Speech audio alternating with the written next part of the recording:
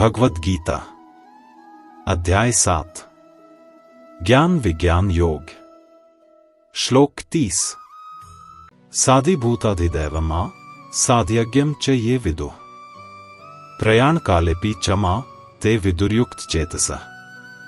जो लोग मुझे सृष्टि, देवता और यज्ञ के अधिपति के रूप में जानते हैं, वे अंत समय में भी एकाग्र मन से मुझे ही प्राप्त करते हैं।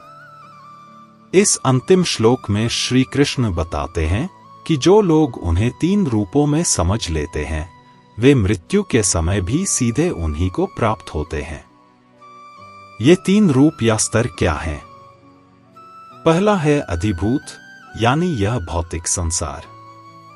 जो भी चीज जन्म लेती है, बदलती है और अंत में नष्ट हो जाती है, वह अधिभूत कहलाती है। इंसान, पशु, पेड़, पहाड़, पानी सब इसी में आते हैं।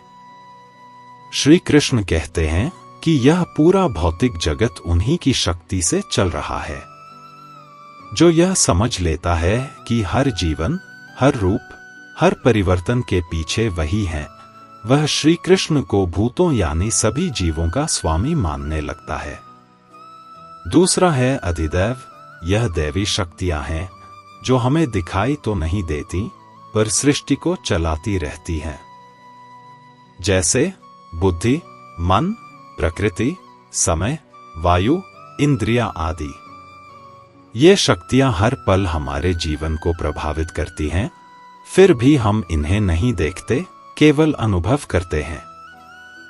श्री कृष्ण कहते हैं कि वे इन सभी दैवी शक्तियों के भी स्वामी हैं, यानी वे केवल शरीर के ही नहीं, बल्कि प्रकृति और मन की भी मूल शक्ति हैं। तीसरा है अधियज्ञ, यानी त्याग और समर्पण का सिद्धांत। जब इंसान किसी काम को अहंकार से मुक्त होकर करता है, यानी यह मेरा है के भाव के बिना, तब वह काम यज्ञ बन जाता है।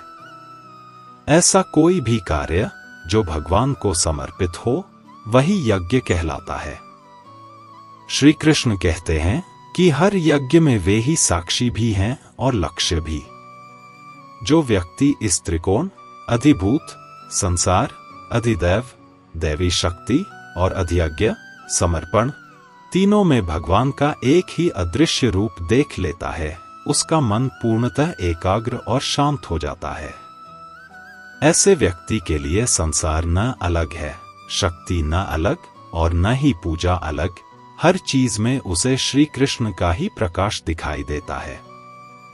ऐसा भक्त मृत्यु के समय भी डरता नहीं, क्योंकि उसके लिए मृत्यु अंत नहीं होती, बल्कि मिलन होती है, परमात्मा से मिलने की घड़ी। श्री कृष्ण यहां अर्जुन से एक वचन देते हैं, यदि मृत्यु के समय तुम्हारा मन मुझ में ही स्थित रहेगा, तो तुम मुझे अवश्य ही प्राप्त करोगे। यानी भक्ति का असली लक्ष्य केवल जीवन में शांति पाना नहीं, बल्कि मृत्यु के परे भी अपने सच्चे स्वरूप, उस अमर आत्मा से मिल जाना है।